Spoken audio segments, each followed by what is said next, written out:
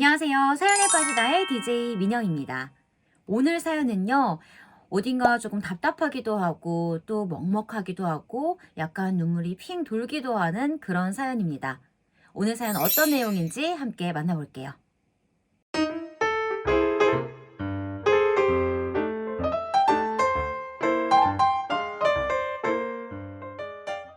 안녕하세요. 여기 사연을 늘 재밌게 듣고 있던 평범한 주부입니다.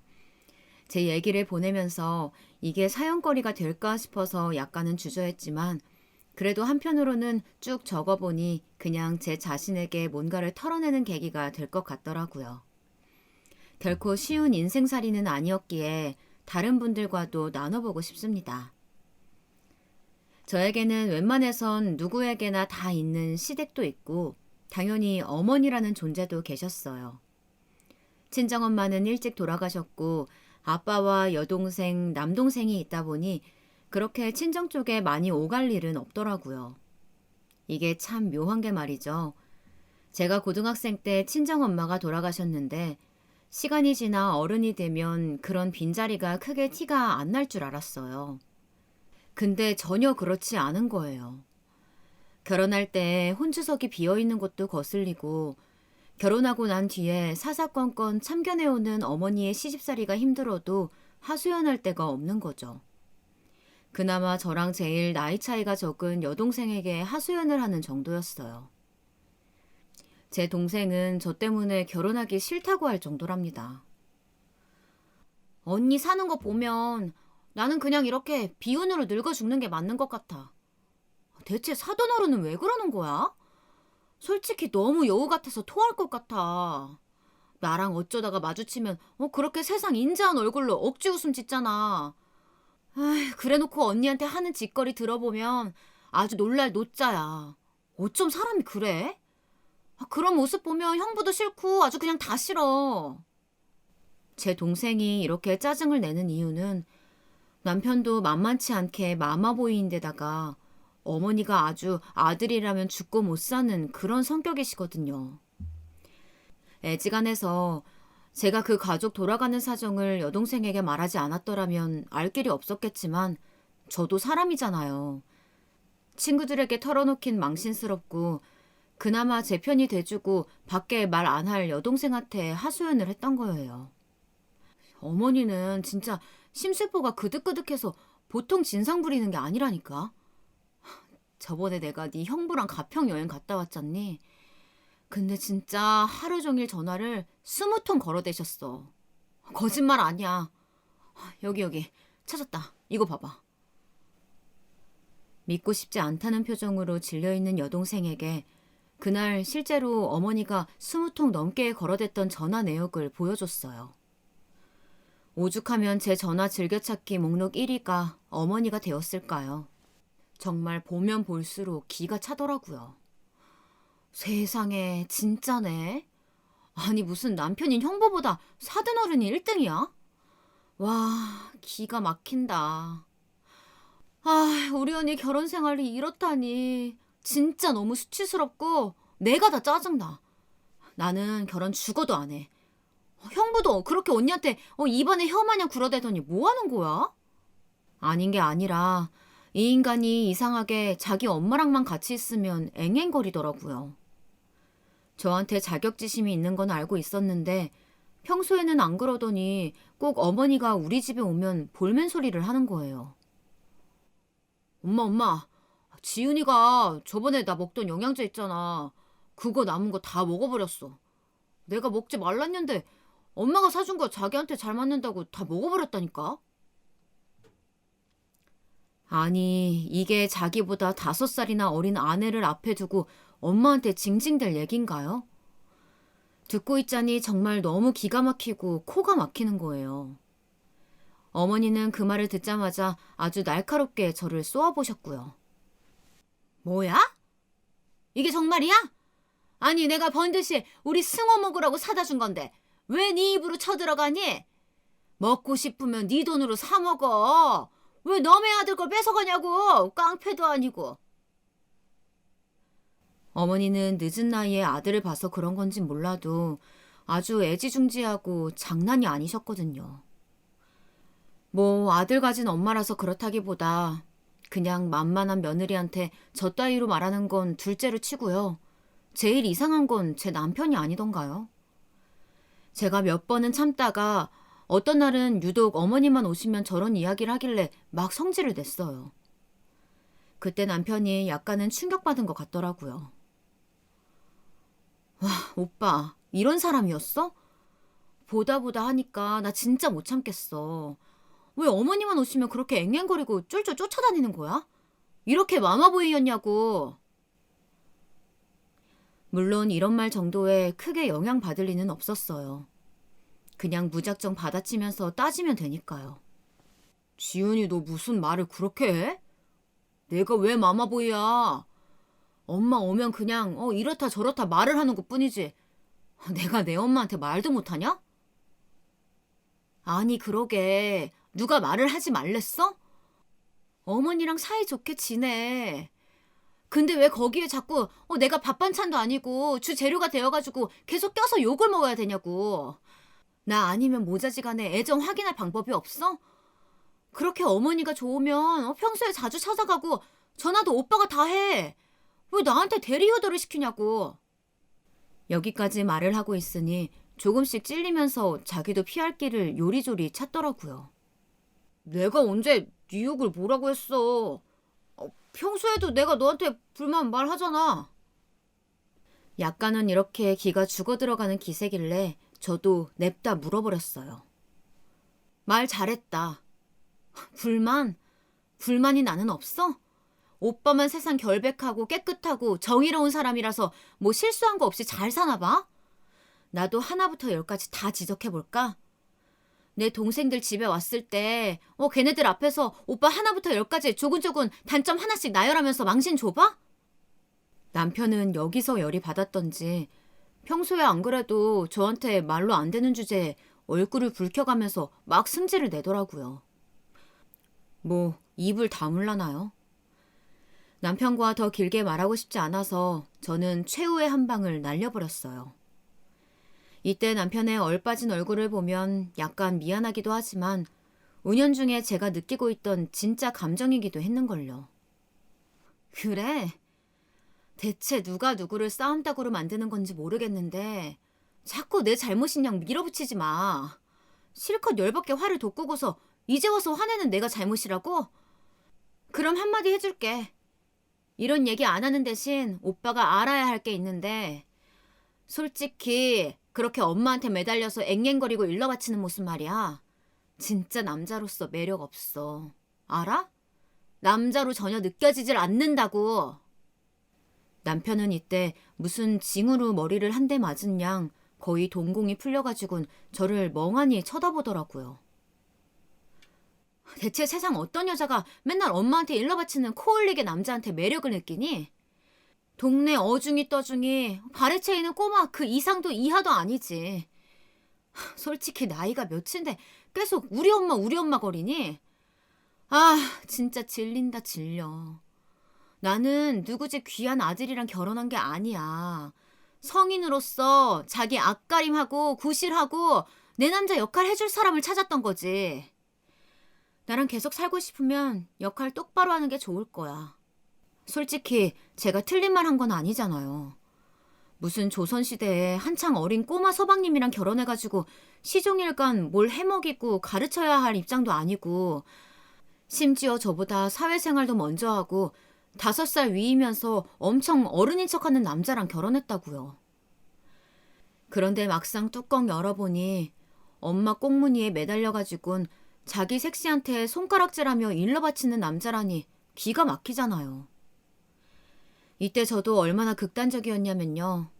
애 없으니까 좀 더 지켜보고 이제 그만 살까 싶은 생각도 했다니까요. 이러나 저러나 저의 이런 센 어투가 효과가 없진 않았던 건지 한동안 어머니는 우리 집에 오지 않으셨어요. 아니, 못 왔던 거겠죠. 솔직히 안 봐도 뻔해요. 남편이 어머니한테 말을 했던 것 같더라고요. 어머니는 이 사실을 모르는 건 아니고 아마 다 알고 있을 텐데 그 내용 구구절절히 다 따질 수는 없었던 것 같아요. 그랬다간 자기 아들이 또 그대로 일러 바쳤다는 걸 걸리니까 말이에요. 그런데 이제는 다른 걸로 괜히 전화해가지고 저한테 트집을 잡아대더라고요. 나다. 너한테 물어볼 게 있어서. 나 이번에 허리가 아파서 한의원 좀 가보려고 하는데 네가 좀 찾아봐라. 여기 동네에 뭐가 많다는데 네가 좀 알아보면 되겠다. 제 시간을 자기 것 마냥 쓰려고 하는 어머니의 태도가 너무 기분 나쁜 거예요. 저도 꽤 한 성질하는 타입인데다가 어머니를 주제로 스트레스를 받으면서 살고 싶진 않더라고요. 그래서 대뜸 딴지를 걸었어요. 이 동네는 어머니가 오래 사셔서 더 잘 아실 텐데요. 전 이쪽 주변 정보도 잘 모르고 아는 게 없어요. 전 별로 도움이 안 될 것 같아요. 이렇게 딱 잘라서 거절을 했는데 그게 얄미우셨던 건지 계속 말을 물고 늘어지시는 거예요. 얘는 내가 뭐 알면 얼마나 안다고 그래. 젊은 애가 더 잘 알지. 뭐 인터넷이나 컴퓨터 같은 데 찾아보면 다 나오는 거 아니냐. 나는 그런 거 할 줄도 모르고 젊은 며느리 뒀다가 어디다 쓰냐? 이런 거 알아볼 때 요긴하게 써야지. 이날 저는 아주 작정하고 절대 어머니 폐에 넘어가지 않겠다고 다짐을 했답니다.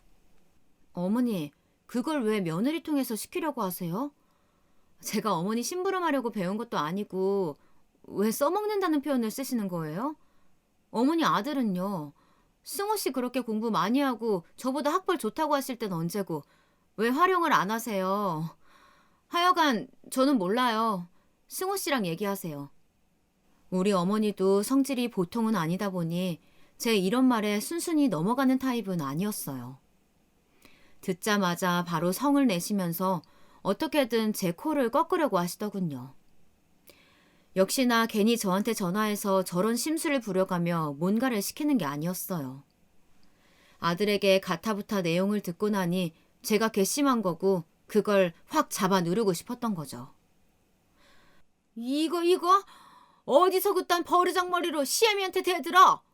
요즘 시애미들이 그렇게 며느리한테 독박 써서 눈치 보고 바보짓 한다더니 이게 딱 내 꼴이구만. 잔말 말고 너네가 시키는 대로 해. 알았어? 나 가만 안 있을 거다. 여기까지 넘어오고 나니 어머니가 가만 안 있으시면 어쩌실 거냐고 더 따지려다가 문득 생각이 들었어요. 이렇게 기운 빼고 혈기 부려봤자 저한테 딱히 좋을 게 없단 생각이 들더라고요.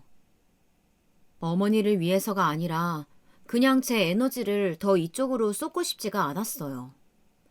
그래서 잠깐 몇 초 고민해본 결과 난잡한 소란을 잠재우기 위해 한마디 했습니다. 네, 어머니. 그럼 알아보고 연락드릴게요. 바빠서 전화 끊습니다. 그냥 이렇게 말하고 툭 끊어버렸어요. 그리고 또 전화가 오는 것을 이미 나는 한다고 말했으니 더 상관없겠다 싶더라고요. 끝끝내 받지 않고 그대로 넘겨버렸습니다. 제가 어머니 말대로 할 뜻이 있어서 그런 건 아니고 그냥 힘 빼기 싫어서 앞에서 네네 하고 만 거죠. 당연히 전화를 끊자마자 어머니가 한 얘기들은 제 머릿속에서 싹 지워버렸고 일상을 살기에 바빴습니다. 아니나 다를까 며칠이 좀 지나서 어머니에게 또 닭달 전화가 걸려온 거예요. 야, 너 내가 알아보란 거 알아봤어? 한의원 알아보란 거 알아봤냐고? 아이고, 나 지금 허리 아파 죽겠는데 네가 알아봐준 데서 아무 데도 못 가고 있다. 이렇게 말씀을 하시면서 제가 무슨 빚이라도 져서 갚아야 되는 사람처럼 싸붙이시더라고요. 바로 저는 아무렇지 않게 이렇게 말을 했고 당연히 어머니는 폭발하시더군요. 네, 어머니. 알아보려고 했는데 마땅한 곳이 없어서요. 그리고 저 너무 바쁘고 야근하고 하느라 잊어버렸어요. 다시 알아볼게요. 야! 이 세상 천지에 너 혼자 일하냐? 이게 어디서 돈 번다고 유세를 부려? 너 그따위로 말할 거면 일 관두고 네 남편이 갖다 주는 거 갖고 조용히 살아. 돈푼 번다고 이게 시애미를 무시하냐? 무시하냐고! 이건 정말 가감 하나도 없이 어머니가 저한테 하셨던 말 그대로를 옮긴 거예요. 저 때 하도 핫딱지가 나서 어머니가 저한테 말했던 내용을 따로 메모해뒀다가 여동생한테 보여줬거든요. 와, 미친 거 아니야, 사돈어른? 진짜 쫓아가서 내가 당장 난리 부리고 다 엎어버리고 싶다. 놓친 애가 나이를 먹었으면 곱게 먹어야지 왜 저러는 거냐고. 언니, 솔직히 말해봐. 언니네 시어머니 사돈어른 가방끈 좀 짧으신 거 아니야? 아니, 사람이 왜 그렇게 몰상식하고 무식해? 동생이 제 대신 이렇게 욕해주니까 저도 약간은 속이 시원해지더라고요. 솔직히 이런 데에 끼워 넣고 싶지는 않지만 어머니 자체가 평탄한 삶은 아니긴 했어요. 근데 왜 그 한풀이를 저한테 하냐고요. 어머니는 툭하면 자기 너스레를 늘어놓고 세상 대단한 위인인 척 말을 하면서 끝에 가서는 늘 저보고 잘하라는 식이었거든요. 세상사 나만큼 고생하고 산 사람은 없을 거야. 니네 시아버지도 날 얼마나 무시했고 그 엄마인 시어머니를 더불어가지고 그 큰 고모, 작은 고모, 막내 고모까지 아주 독한 것들이었어. 그러니 내가 애를 내리 2번 유산을 했지. 승호 하나 낳고 사는 것도 힘들어 죽겠는데 군 식구를 몇이나 데리고 들어왔다고. 그런 와중에 네 아버님이 나한테 손찌검도 솔솔찮게 했어. 내가 얼마나 힘들게 살아왔는지 알겠냐? 내용만 들어보면 짠하죠. 저도 이 부분은 참 안 됐다고 생각을 했어요. 근데 그게 어쨌길래 왜 제가 어머니께 잘해야 한다는 내용이 되어버리는 걸까요? 너는 내가 시집살이하고 시달린 것에 비하면 정말 아무것도 아닌 거야. 고마운 줄 알아. 승호가 너한테 손찌검을 하길 하냐? 내가 너한테 면박 주고 귀찮게 하길 하냐? 뭘 하냐? 어?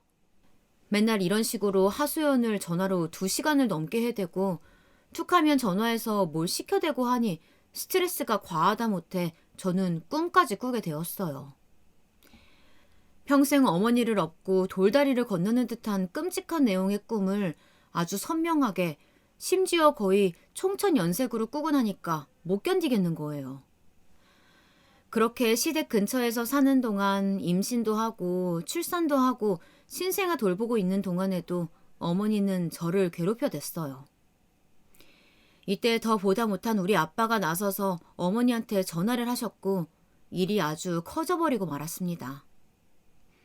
왜냐면 산후 우울증이 심했던 저는 대뜸 애를 데리고 집을 나가 아빠한테 엉엉 울며 매달렸었거든요.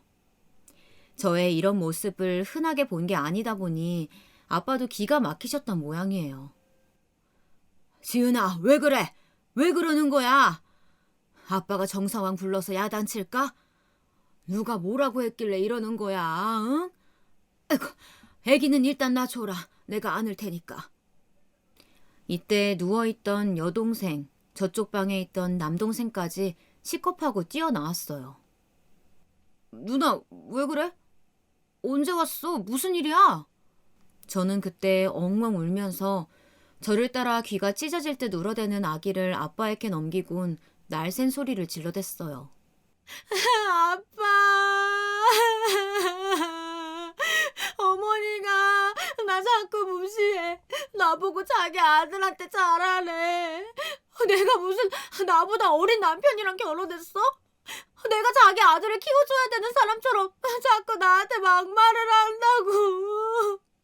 나보고 시집 왔으면 이 집 귀신이 되라면서 맨날 전화해서 간섭질하고 시켜대.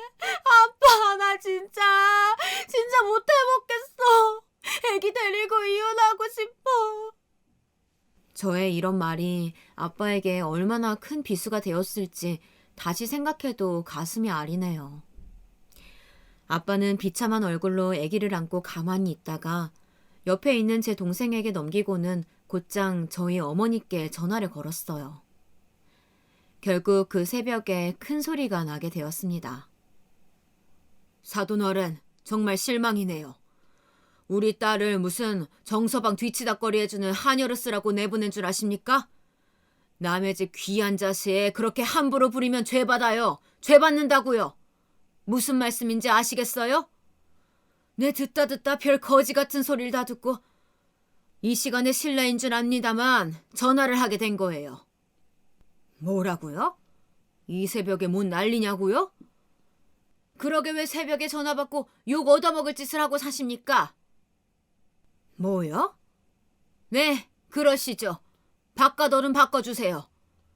뭐 달라질 줄 아십니까?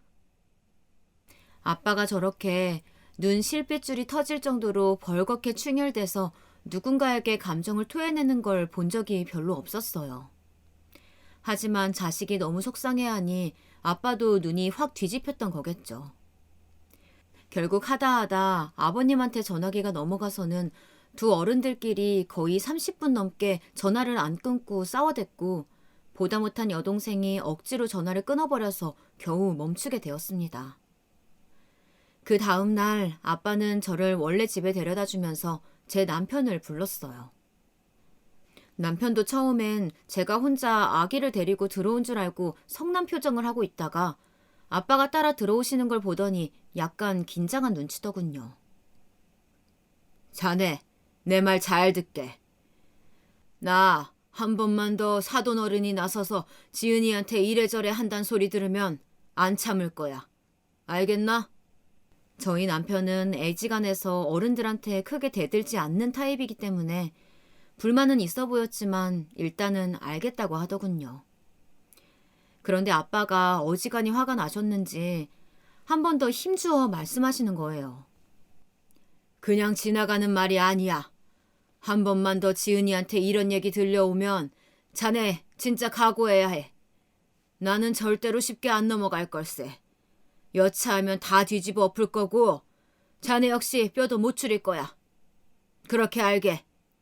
아빠는 정말 서슬이 퍼렇게 말씀하시고는 위아래로 제 남편을 싫어 죽겠다는 듯이 째려보시더니 문을 정말 거칠게 닫고 나가버리셨어요. 솔직한 마음으로 뒤에서 그 모습을 보고 있자니 꼴 좋더라고요. 이런 저를 못됐다, 나쁜 며느리다 하시는 분들도 계실 수 있겠지만 먼저 그런 대접을 시작하고 남의 집 귀한 딸을 함부로 대했던 게 누구일까요? 바로 저희 어머니였어요. 아마 그래놓고도 저쪽 집은 조용히 있을 거다, 우리 아들은 절대 당할 리가 없다 이렇게 믿고 계셨을 테고요. 근데 자연스럽게 이 말도 아마 어머니께 들어갔던지 이후로 그 징글징글하던 전화가 걸려오지 않게 되었어요. 이래서 결국 본질적인 시집질은 남편이 시킨다고 하나 봐요. 자기 아들이 힘들 것 같으니까 전화도 안 하고 찾아오지도 않고 찍소리도 못하고 있으니까요. 그러고 마침 우리에게 하나의 사건이 생겼으니 딱히 나쁜 일은 아니고 그냥 남편이 지방 발령을 받게 된 거예요. 원치 않게 주거지를 옮겨가게 된 거죠. 얼마나 있어야 되는데? 이건 너무 갑작스럽잖아. 진즉 말을 해주던가. 저는 갑자기 이런 통보를 하는 남편에게 짜증이 났지만 남편은 이때 약간 하소연하듯이 말을 하더라고요. 원래 내가 아니었어. 다른 팀장이었는데 진짜 어쩔 수 없이 이렇게 된 거야. 나 혼자만 가면 더 힘들 거 아니야. 애 혼자 케어하기도 힘들고. 애 어릴 때 얼른 해치운다고 생각하고 그냥 눈 딱 감고 갔다 오면 안 될까? 제발 이해 좀 해줘. 부탁이야. 남편이 하도 이렇게 사정사정하는 바람에 저도 어쩔 수 없이 그냥 따르기로 했어요. 그런데 이때 유독 아버님이 반대를 하시는 거예요. 반대하시는 이유조차도 좀 어이가 없었고요. 니네 엄마 허전해서 어쩌려고 그래. 니네 없으면 엄마 아주 힘들어할 거야. 그러지 말고 회사에 얘기 좀 잘 해봐라. 응? 듣는 내내 저는 얼마나 어이가 없던지. 아니 애도 아니고 엄마가 속이 허할 것 같다고 지방 발령을 취소하는 사람이 어디 있냐고요. 다행히 이 부분은 남편이 알아서 해결을 하더라고요. 아버지, 그런 부분은 아버지가 좀 알아서 해주면 안 돼요? 나 전부터 좀 답답했는데 이제 이런 걸로 엄마 아버지랑 신랑이 버리기 싫어요. 나도 대출도 많고 돈 갚을 거 많고 유진이도 태어나서 돈 들일 일 많다고요. 회사에서도 밤낮으로 쪼아대는데 어떡해. 유진이 엄마도 겨우 설득했는데 자꾸 그런 얘기하면 어떡하냐고요. 나도 가기 싫다고. 이렇게 부자간에 큰 소리가 나는 걸 보니 저도 너무 강 건너 불구경만 하기에는 상황이 좀 그렇더라고요. 일단 남편을 좀 달래보기도 하고 아버님에게도 얘기를 해보았어요. 아버님, 저희 그렇게 긴 시간 있는 것은 아니고 2년 정도라고 하네요. 너무 걱정하지 않으셔도 될 것 같아요. 사실 저희도 가면서 불안하고 신경 쓰이는 게 많아요. 그래도 회사에서 저렇게 보내는 건데 그만둘 게 아닌 이상 별 수가 없잖아요. 조금만 이해 부탁드릴게요. 그리하여 우리는 지방 쪽으로 내려가게 되었고, 정말 거짓말 안 하고 아주 야무지게 2년이라는 시간을 채우게 되었어요. 명절 때 좀 왔다 갔다 하기는 했는데, 희한하게도 이 시기에 정말 시댁으로부터 연락이 거의 오지 않았어요. 맨날 자주 보니까 그렇게 연락이 잦았던 건지, 볼 일이 없으니까 전화도 그리 많이 오지 않더라고요. 그러다 보니 저는 2년 남짓 시댁과 거의 인연을 끊다시피 보냈던 날들에 완전히 적응이 되어버린 거죠. 이전처럼 어머니에게 시달린다든지 어머니 좀 챙겨달라는 아버님의 말 같지도 않은 내용을 크게 신경 쓸 필요가 없었어요. 문제는 이제 발령 기간이 다 끝나고 다시 서울에 올라갈 때가 되니까 가급적 저는 시댁 근처로 가고 싶지 않은 거예요. 남편도 의외로 이런 상황이 적응이 되었던 건지 본인이 먼저 말을 꺼냈어요. 집을 굳이 부모님 댁 근처로 얻지는 않아도 될 것 같아. 아버지는 근처로 다시 오라고 하시는데 사실 꼭 그 근방이 아니어도 될 것 같아. 가까우면 괜히 자주 보고 싸우기나 하고 나는 지금 회사 정치질에 끼어서 양쪽 눈치 보는 것만으로도 죽겠다. 이 이상 더 남 눈치 보고 머리 쓸 일 만들기 싫어. 대신 당신이 좀 적극적으로 알아봐. 제가 볼 땐 남편이 이 정도로 양보한 것도 꽤나 마음 썼다 싶었어요. 결혼할 무렵에 그렇게 엄마네 근처에서 살아야 한다고 강조하던 사람이었으니까요. 지방에서 근무하다가 이리저리 뜯기면서 머리도 빨리 허옇게 세어버린 모습을 보니 저도 중간중간 안타까울 때가 많았답니다. 뭐랄까, 여느 때보다 다른 그 누구가 끼지 않고 남편과 저 아이, 딱 이렇게만의 우애가 깊어진 것 같았어요. 서로 불쌍하고 짠하게 느껴지기도 하고 남편도 비로소 제 고생을 조금 이해를 하더라고요. 하지만 모처럼 남편이 이렇게 마음을 먹고 저도 크게 한숨을 내쉬었던 사이 일이 그렇게 쉽게 술술 흘러가지 않았어요. 제 딴에 2번 다시 시댁 근처에서 살 일은 없을 거라고 저 혼자 몇 번이나 되뇌이고 당연하게 생각해 왔는데요. 현실은 그렇게 굴러가지 않더라고요. 남편을 통해서 엄청난 소리를 듣게 되었고 처음에는 뭔가 착각한 줄 알았어요. 왜? 그게 무슨 말이야? 어머니가 치매라니 확실한 얘기 맞아? 저는 이때 집도 얻어두고 이삿짐 센터까지 다 예약해두고 있던 차에 너무 갑작스레 물벼락이라도 맞듯 듣게 된 말이라 너무 황당하기 그지없었어요. 남편은 확실한 이야기가 맞다는 걸 증명하려는 듯 아주 무겁고 늘어지는 목소리로 답하더군요. 응, 맞아. 나 어떡하면 좋지? 지금부터 뭘 해야 될까? 누구한테 물어봐야 되지? 남편은 정신이 어디 딴 데에 가 있는 건지 뭘 보고 그렇게 중얼거리고 있는 건지 모를 정도로 힘없이 말을 하더라고요. 안 그래도 다시 서울 쪽으로 회사며 다 올라오는 와중에 큰 파벌 싸움이 있어서 저한테 스트레스가 너무 심하다고 했었어요. 나 지금 그 문제만으로도 머리가 폭발할 것 같아. 그런데 엄마, 나 어떡하지? 엄마 어떡해. 우리 엄마, 엄마 설마 아니지? 그치?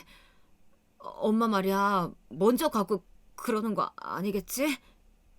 이때만큼은 저는 남편의 말을 듣는 내내 저도 모르게 좀 울컥한 감이 올라오는 거예요. 찡한 감이 들면서 세상 안쓰럽게 느껴지더라고요. 아마 2년이란 시간 동안 어머니랑 떨어져 있어서 그간 당했던 기억들이 좀 옅어지기도 했고 남편과 서로 짠하게 등을 토닥여가며 진짜 부부가 되어가는 과정을 지나와서 그럴지도 모르겠어요. 하지만 말이에요. 아무리 그런 짠한 감정이 들고 안쓰럽게 느껴지는 감이 있다고 한들 치매인 어머니를 어떻게 한다는 것은 꽤 냉정하게 생각할 문제더라고요. 하지만 이 무렵 우리가 이사하는 집은 참 아이러니하게도 시댁이랑 멀지 않은 위치였어요. 차로 한 5분 정도밖에 안 되는 거리에 있었답니다. 일부러 그렇게 얻은 게 아니라 당장 조건에 맞게 들어갈 만한 곳이며 아이 어린이집이랑 학군 같은 것을 고려했을 때 제일 좋은 조건이 그쪽밖에 나오지 않는 거예요. 저도 약간 답답했던 게 남편이 이미 충분히 멀리서 떨어져 살 만한 기회를 줬는데도 제가 활용을 잘 못한 느낌이 들었어요. 아무튼 그렇게 가까워진 와중에 어머니가 치매시라뇨. 이제 막 짐 옮기고 신경 쓸 게 많은데 머리가 아파오더군요. 보나마나 가까이 살고 있으면 어머니를 자주 찾아뵐 것이고 그러다 보면 남편도 마음이 동해서 저한테 아주 자연스럽게 자기 엄마 뒤를 봐주길 바랄 것 같더라고요. 이거 아무래도 안 되겠다 싶어서 남편에게 단판을 지으려고 했는데요. 남편이 먼저 말을 꺼내더라고요. 지은아, 제발 우리 엄마 이번만 좀 봐주면 안 될까? 아버지 말로는 아직 심한 상태는 아니시래. 그렇게 심한 건 아닌데 엄마가 저번에 길도 잃어버리고 길에서 엄청 실수도 했나 봐. 아버지가 나 걱정할까 봐 차마 전화를 못했대. 근데 나 진짜 그 사건 듣고 너무 소름 돋아서 말이야. 저는 잔뜩 경계를 하고선 한 발짝도 물러나지 않겠다는 얼굴로 이야기를 들었는데 이윽고 남편의 얘기를 듣고 어쩔 수 없이 경계를 허물어버리고 말았어요. 저한테 너무 득살같이 못되게 굴어서 미워 죽겠는 용서할 수 없는 시어머니지만요. 이 이야기를 들으니까 자식된 입장에서 남편이 너무 안쓰럽게 느껴지더군요. 엄마가 신호등을 보고도 그냥 횡단보도에 주저앉아 있었대. 근처에 지구대가 있었으니까 다행이지. 그렇지 않았으면 나는 진짜 못 살 것 같아. 그 얘기를 아버지한테 이제야 듣고 진짜 심장이 잡아 뜯기는 것 같았어.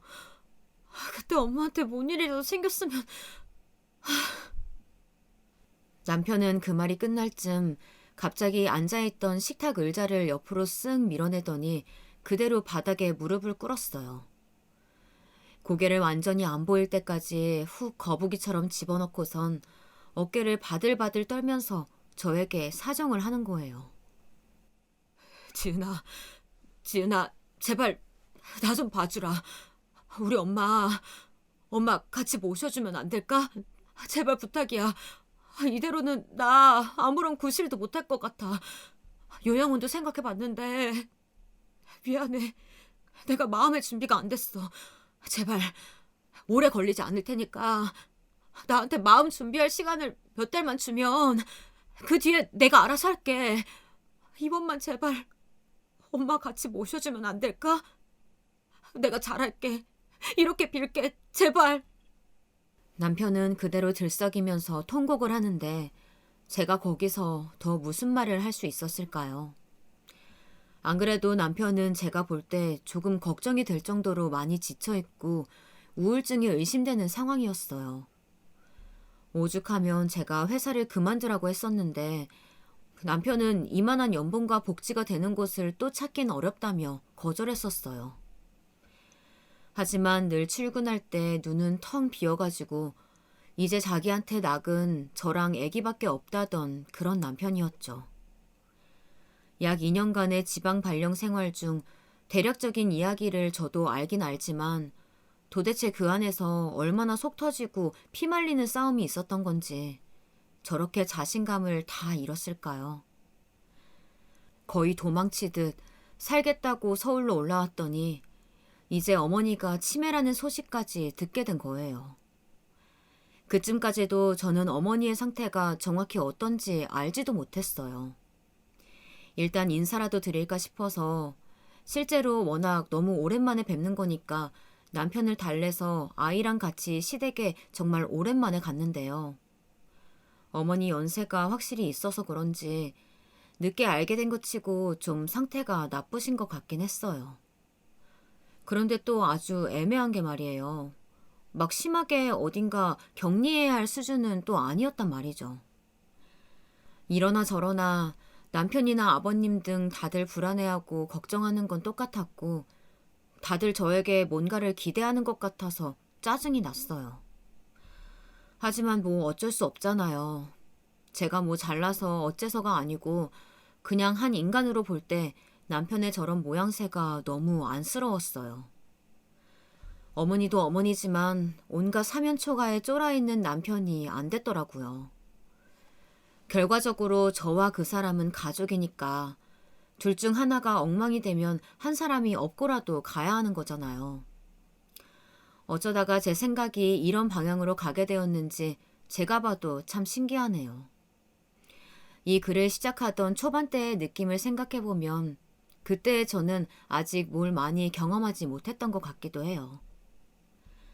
아무튼 결국 남편의 제안을 승낙하여 어머니를 챙기는 일은 제가 하기로 했어요. 하지만 한 가지 조건이 있어. 나 모시고 살지는 못해. 대신 출퇴근하듯 아침에 어머니 댁에 가고 저녁에 당신이 여기 와서 나를 데리고 가. 밤 시간에는 죽이 되든 뭐가 되든 간에 아버님이 알아서 하셔야지. 그 이상은 못해. 이건 당신도 이해해줘야 돼. 알겠지? 남편도 제 이런 결정이 쉽지 않은 걸 아니까 그 이상은 요구하지 않더라고요.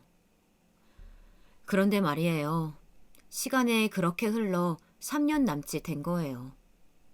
저는 처음에 한 반년 정도만 하다 말겠다고 생각을 했었어요. 그런데 왜 그렇게 다른 부분에서 피를 말리시는 건지, 어느 쯤에서 괜찮다고 여길만 하면 갑자기 발작을 하듯 집안 물건들을 다 던지고 욕을 해대고, 그게 걱정돼서 와 있으면 또 별 사고 없는 나날들이 몇 달씩 이어지는 거예요. 솔직히 어느 정도는 저도 할 만은 하니까 그냥 거의 버티듯이 있었던 것 같아요. 그리고 막상 빠르게 그만두고 싶단 말을 못했던 건요. 남편 때문이었어요. 다름이 아니라 저도 모르게 남동생이 뒤에서 아주 큰 사고를 쳐버렸지 뭡니까.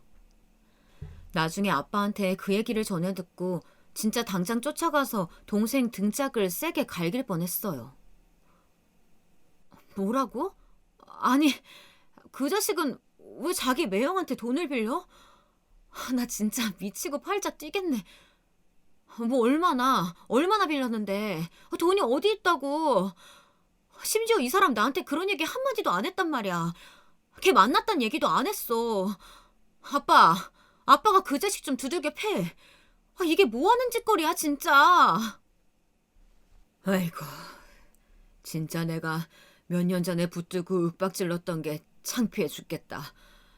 이놈의 자식이 매형한테 숨어 들어가서 카드값 빌리고 떼우고 있었을지 어찌 알았냐고. 나보고 사위나치를 어떻게 보라고 진짜. 나도 이놈 자식이 웬수다 진짜. 수치스러워 죽겠어. 여기 대화 내용대로 제 남동생은 카드빚을 꽤나 졌더군요. 대체 뭐 때문에 그런가 했더니 돈이라면 눈을 부릅뜨고 아끼고 보는 저와 여동생과는 달리 이놈의 녀석은 허영이 들어서 명품을 사댔었나 봐요. 그것도 지 것도 아닌 여자친구 사준다고 무리해서 카드빚을 졌던 거예요. 그래놓고 감당이 안 되니 처음엔 지 작은 누나한테 얘기했다 퇴짜 맞고 아빠한텐 감히 얘기도 못하다가 끝끝내 만만한 매형한테 전화를 한 거죠. 남편이 무려 2천만 원을 제 동생에게 빌려주었다는 말을 듣고 나니 진짜 농담이 아니라 동생이 너무 한심하다 못해 죽이고 싶을 정도로 미워지더라고요. 누나는 이렇게 힘들게 애 키우고 매일매일 시댁을 버스 타고 출퇴근하면서 시어머니 소변도 가끔 가려드리고 여러모로 일반 엄마들보다 고달픈 삶을 살고 있는데 말이에요. 이제 그만하겠다, 못해먹겠다는 소리도 할 수 없게 아주 당당하게 지 매형한테 신세를 져버린 거예요. 심지어 남편은 이 사실을 묻는 저에게 그냥 무심히 답하고 말더라고요. 아, 진짜 미안해 죽을 것 같았어요. 뭐 어때서? 용준이는 내 동생이잖아. 어쩔 수 없지 뭐. 나밖에 의지할 사람이 없다는데 어떡해. 알아서 갚을 테니까 그냥 놔두자. 이러니 제가 남편 낯을 볼 수도 없고 동생 놈은 집에서 난리가 났으니 지 친구네 집으로 피신해서는 매달 찔끔찔끔씩 얼마씩 매형한테 돈을 갚고 있더라고요. 아무튼 전 동생 녀석 때문에 더더욱 어머니 돌보는 일을 멈출 수가 없었어요. 그렇잖아요. 사람이면 절대로 여기서 그만둔단 말을 하면 안 되는 거죠. 그러던 어느 날 저 사건으로부터 한 달쯤 지났을 무렵인데요. 정말 기이한 시점에서 제가 어머니를 돌보는 일을 그만둘 시점을 만나게 되었어요. 어머니 상태가 많이 심각해져서 보통 상태가 아니게 된 거예요. 이날 제가 시댁에 갔을 때 아침 나절부터 문이 활짝 열려 있고 아주 안 좋은 냄새가 진동을 하더군요. 어머, 이게 무슨... 아버님, 아버님 계세요? 아버님! 그러고 제가 들어간 거실에는 아버님이 진이 다 빠지신 얼굴로 어머니의 양손을 붙들고 계신 게 보였어요. 아버님! 이날은 남편이 휴가를 냈던 날이라 애를 어린이집에 보내고 우리 둘이 같이 들렀었고 남편 역시 한층 어두운 얼굴이 된 상태로 뛰어 들어갔어요. 난장판이 되고 대소변도 가리지 못한 그 거실 언저리를 남편은 조용히 치우고 있고 어머니는 얼마나 몸을 격렬하게 움직이며 뛰어다니셨던 건지 지쳐서 잠이 드셨더군요. 아버님을 힐끗 보니 부자 아니랄까봐 영락없이 제 남편의 우울한 얼굴과 똑 닮은 거예요. 결국 저는 아버님을 모시고 집 앞에 있는 순댓국집에 가서 수육과 같이 주문을 했어요. 아버님은 뜨끈한 국물을 드시고서야 겨우 입을 여시더라고요. 새애기 너는 잘 모르겠지만 승우 엄마 말이야. 젊었을 때 고생을 많이 했다. 보니까 너랑 사이가 썩 좋은 것 같지도 않던데 사람 참 이상해. 자기는 그렇게 우리 어머니며 누나들이 싫다고 해놓고 말이다. 자기도 며느리랑 사이 안 좋아서 힘들어하는 걸 보니 이게 다 뭔가 싶다. 농담인지 뭔지 모르겠는 어투로 말씀을 하셔서 그냥 듣고 있었는데 아버님은 밥에 손도 안 대시고 말씀을 하시더군요. 시집살이를 독하게 하긴 했어. 그래서 아주 악이 악대로 차오른 것 같다. 참 너한테 민망하고 부끄러운 얘기다만 승우 엄마 절이 된 거 보니까 젊은 날 내가 툭 하면 승질내고 손찌검도 하고 그랬어. 왜 저 사람이 저리 아프고 고생을 하는지 모르겠다. 나한테 똥바가지 씌워도 할 말이 없는데 나도 참 간사한 거지. 막상 마누라가 신상을 부리니까 못 참겠는 거야. 이렇게 말씀하시는 아버님의 얼굴은 아주 통탄해 보이시더라고요. 결국은 우울하단 얘기로 끝이 나버리게 되었어요. 어찌되었건 나는 저 사람이 가면 아무것도 못해. 할 줄 아는 게 없어. 저 사람 저런 것도 무섭고 혼자 되는 것도 무섭고. 어제 TV 보니까 누가 자기 마누라 치매라서 죽었다던데 얼마 안 돼서 오래 못 살고 갔다더라. 나도 그리 되는 거 아닌가 모르겠다. 전 분위기가 너무 무거워지는 게 싫어서 능청을 떨며 얼른 아버님의 표정을 바꿔보려고 했어요. 에이, 무슨 말씀이세요. 제가 볼 땐 저 시집와서 아버님도 만만치 않게 어머님 큰소리에 당하셨는데요. 그런 말씀 하지 마세요. 더 이쁘고 좋은 아주머니 만날 줄 어떻게 아세요. 제가 이렇게 말하니 아버님이 순간 미간을 찌푸리시더니 뻥 하고 터지셔서는 웃으시더군요. 그래봤자 그런 순간이 그렇게 더 길어지진 않았어요. 그리고 아마 어머님을 화제로 둔 상태로 저와 아버님, 남편까지 마음에 적당한 짐을 안은 채 이런 시간을 보낸 건 이날이 마지막이 되었어요. 진즉 요양원에 보내드릴까 하는 생각을 했고 전날 역시 집에 가면서 저와 남편은 비슷한 의논을 했었어요. 그러나 어머니는 집에서 그것도 새벽 시간대에 아버님이 알아차리기까지 꽤 텀을 두고 그렇게 저희 곁을 완전히 떠나시게 되셨죠. 아침에 걸려온 다급한 전화를 받고 뛰어가서 모든 상황을 눈으로 보았고 남편은 그 순간 애처럼 와악 하고 눈물을 터뜨렸습니다. 저에게 몇 번이나 말했던 것과는 완전히 다르게 말이에요.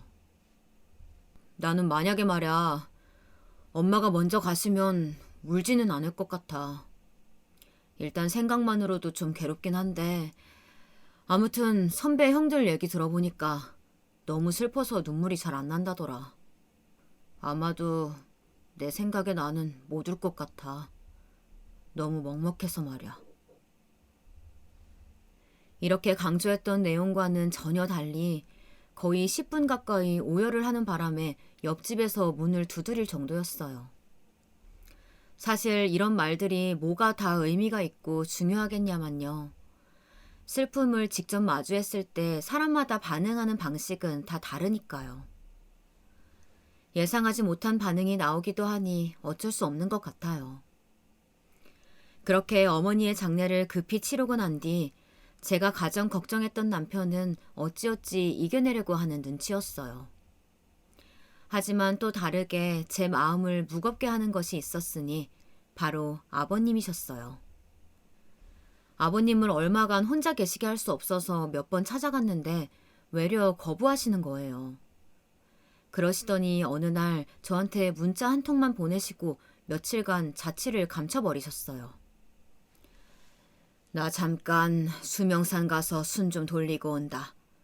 걱정 안 해도 된다. 열쇠 뒀으니 어머니 방 정리 좀 부탁하마. 안 그래도 어머니 유품 정리를 완전히 하지는 못해서 날 잡고 해야 하긴 했었는데 아버님이 계셔야 저도 뭘 알고 같이 할 수 있잖아요. 아무튼 그것과 상관없이 본인이 저렇게 자취를 감춰버리셔서 얼마나 걱정했는지 몰라요. 지역 커뮤니티에 수소문해서 아버님을 찾아봐달라고도 했는데 곧장 저한테 문자를 보내셔서는 잘 있는데 소란스럽게 하지 말라고만 하시더군요. 일단 본인이 하루에 한 번 정도는 대꾸하는 문자를 보내주시니 그 이상은 어찌하지 못하고 지켜보던 차에 한 4일쯤 저와 남편은 둘이 시댁에 갔어요. 웬만한 건 손이 갈 거리가 없었는데 현관 저 안쪽 창고라면서 늘 문 잠가뒀던 작은 방이 있긴 했었거든요. 어머니도 저희한테 뭐 받아서 쓸모가 없으면 거기에 넣으시기도 하고 아무튼 진짜 재활용 센터처럼 복잡한 방인 것 같았어요. 쇠 한쪽이 다 낡아 있는 그 열쇠로 문을 열어보니 역시나 매캐하게 먼지만 쌓여있는 게 온갖 골통품 같은 게 다 있더라고요. 어른들은 대부분 그렇잖아요. 물건 못 버리고 이것도 필요해 보이고 하니까 다 쌓아두시는 거 말이에요. 와, 이걸 구청에 어떻게 신고해서 다 내다버리나 싶어서 머리가 아파오던 중에 한쪽 낡아빠진 자개 책장 같은 거에 뭐가 다닥다닥 포스트잇 같은 게 붙어있는 거예요. 그래서 뭔가 봤는데 아버님 은행명이 적혀있는 그 포스트잇에 아주 큼지막하게 사인펜으로 뭐라 적혀 있었어요. 근데 그 메모를 본 순간 저도 모르게 한쪽에 자리 잡고 앉아서 그 책장 위에 놓인 것들을 슬슬 다 꺼내보게 되었어요. 책장 안에 먼지가 쌓여서 선물 박스 모양채로 있었던 것 그 위에는 이런 포스트잇이 있었거든요. 99년 3월 20 승호랑 며느리가 사다 준 거. 왠지 좀 오버하는 것 같을지 몰라도 말이에요. 그 공기질 나쁘고 춥기만 한 눅눅한 방에서 저 메모를 보고 왜 마음이 움찔거렸던 것일까요? 그 안엔 저도 약간 기억이 날랑말랑한 넥타이 포장 박스라든지 제가 일본 여행 가서 어머니 드린다고 사온 스카프라든지 뭐 그런 것들이 있었어요. 그 어지럽고 정신없는 물건 더미 위에 유독 포장된 채로 각 잡힌 애들이라 그런지 눈에 좀 띄더라고요. 네, 참 선물로 사다 드렸을 때 다른 색은 없냐, 바꿔오면 안 되냐 어쩌고 하셔서 맘 상하게 하실 땐 언제고 말이에요. 생전 그거 직접 메고 걸고 쓰고 하신 걸 본 적이 없어요. 그런데 그걸 저렇게 박스채 올려서 놔두시고는 못 놈의 날짜를 다 적어두신 거 있죠. 2002년 7월 14일 며느리가 전주시장 가서, 2008년 5월 6일 승호랑 며느리가 속초에서. 이런 식으로 적혀있는 종이들이 아주 힘없이 달랑달랑하게 물건마다 붙여져 있더군요. 그걸 세상에 다 하나도 써보지도 않고 저렇게 창고 안에 모셔둔 거예요. 혹시 제 얘기를 잘못 이해하시면 우리 어머니가 이런 걸 그냥 안 쓰고 창고에 다 넣어버렸다고 생각하실 수도 있는데요. 반대의 개념이더군요. 쓸 수가 없으셨는지 어떨지는 몰라도 그 부분만 자개장 위에 스카프를 하나 펼쳐서 깔아두시고는 박스들만 탑쌓듯이 새초롬하게 올려두신 거예요. 박스마다 저런 포스트잇을 하나하나 다 붙여서 말이죠. 그때마다 당장 지금 바로 해보시라고 사드린 건 아니지만 어쩐지 안 하고 다니시기에 마음에 안 드시는 것 같아서 저도 이후에 선물하지 않았어요. 어쩐지 선물한 사람 입장에서 기분 되게 별로잖아요. 가뜩이나 당시에 저랑 어머니 사이도 나빴는데 말이죠. 그런데 저렇게 어지러운 가운데 홀로 질서를 유지하고 탑사트 올려져 포스트잇으로 구분되어 있는 모양새를 보니까 뭐랄까요. 좀 그냥 그렇더라고요. 어머니 장례를 마치고 그때 집에 들러서 방문을 들여다보기 전까지는요. 저도 약간 남편에게 미안할 정도로 어머니와의 이별에 대해 큰 상실감이 없었어요. 사실 우리 엄마도 아니고 안 좋은 기억이라면 안 좋은 게 더 많으니까요. 남들이 보면 치매로 알아누워 주기적으로 행패를 부리고 대소변을 못 가리시는 시어머니가 가셨으니 솔직한 마음으로 후련한 감이 없지 않냐고 물을 거예요. 저도 꽤 솔직한 사람이라 100% 아니라고 말은 못할 거고요. 근데 그때 그 차갑디 차가운 창고 방 안에서 나뒹굴고 있던 그 포스트잇 몇 장을 보니 저도 모르게 눈을 질끈 감게 되더군요. 미간에 주름이 꽉 잡혀오르는 게 스스로 느껴질 정도였어요. 주름이 살과 맞물리는 감각이 미묘하게 느껴지더라고요. 그리고 잠깐 남편을 불렀어요. 저도 모르게 약간은 목이 잠겼던 건지 이상하게 목에서 새댄 소리가 나더라고요. 여보, 여보, 저기 잠깐 와봐, 이 방. 목을 가다듬고 다시 불러서는 여전히 우중충한 얼굴로 방에 들어선 남편에게 자개장 한쪽을 가리켰어요. 남편은 뭐 때문에 불렀는지 모르는 눈치여서 제가 직접 가서 박스며 포스트잇, 그리고 저와 남편의 웨딩 사진을 액자에 껴두신 것까지 가리키며 보여줬답니다. 발이 시린 듯 느껴지는 그 차가운 방에서 저와 남편은 한참을 서로 아무 말도 않고 어머니가 그렇게 서툴게 아들 부부의 자취를 간직해둔 공간들을 둘러보았습니다.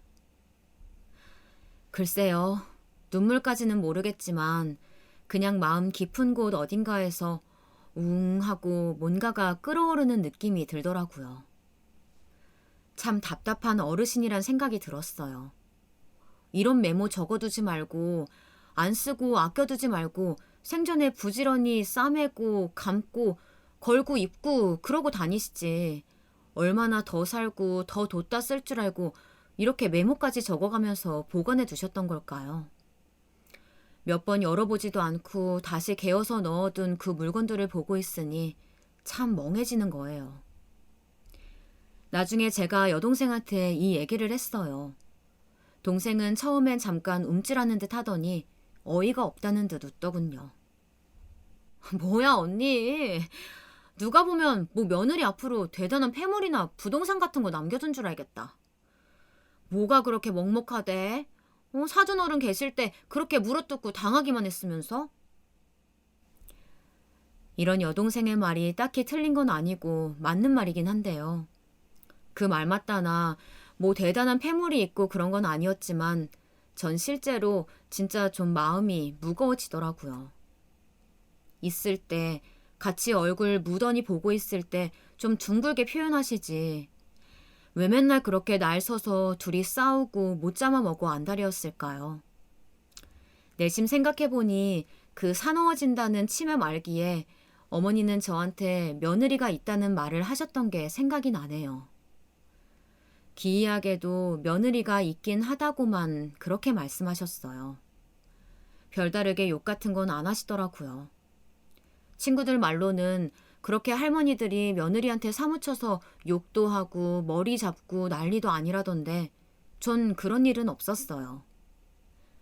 그러고 보면 정말이지 어머니가 정신이 온전하실 때 딱히 저에게 크게 억하 감정, 미워 죽겠는 감정까지 있었던 건 아니었던 것 같더라고요. 무의식 중에 원래 자기 의식 안에 있던 감정들이 쏟아져 나오는 건데 어머니는 그런 면에서 저에게 아주 깨끗한 치매 증상들을 보이셨던 것 같아요. 대소변은 전혀 가리지 못하셔서 저랑 남편이 여간 애를 먹은 게 아니었지만 말이에요. 이제사 이 내용들을 적으면서 잠깐 눈물이 났네요.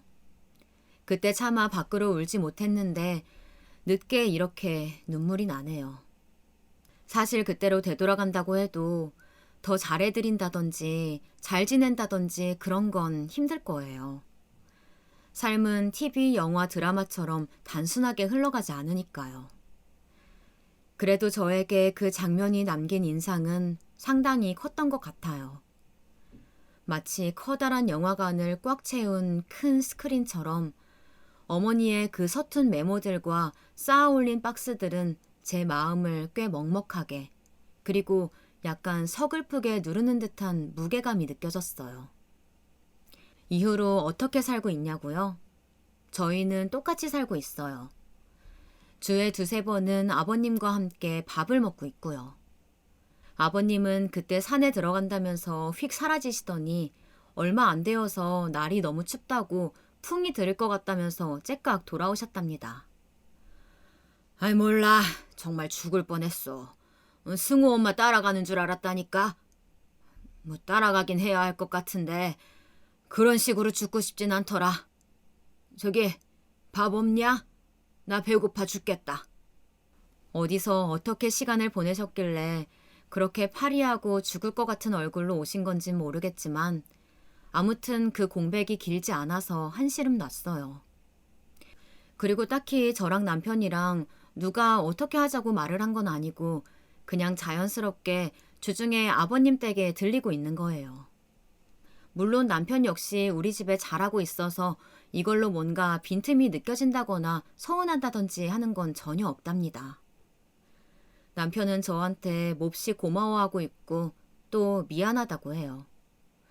수시로 울 것 같은 얼굴을 하는 걸 보니 어머니를 보낸 감정을 정리하려면 시간이 좀 더 필요할 것 같기도 하네요.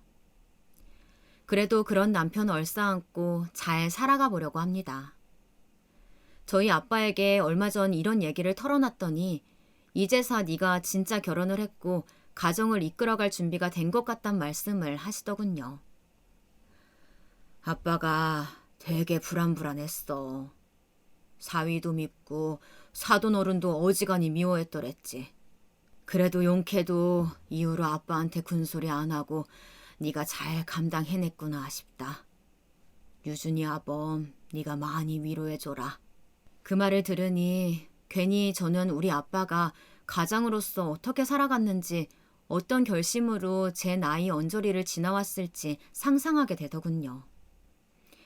여기 사연 들어주시는 많은 분들도 우리 아빠 세대나 더 위인 분들이 계시겠죠.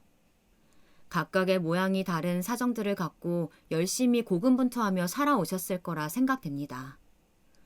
가정을 이루느라 땀 흘리고 울며 감정을 토해내고 또 쓸어 담으며 그렇게 살아오신 많은 엄마 아빠들 아주 멋지시다고 말씀드려보고 싶어요. 저희 아빠나 아버님 그리고 우리 남편에겐 직접 말하기 머쓱한 얘기지만 말이에요. 그럼 여기까지 저의 이야기를 들어주셔서 감사합니다. 모두 모두 건강하세요.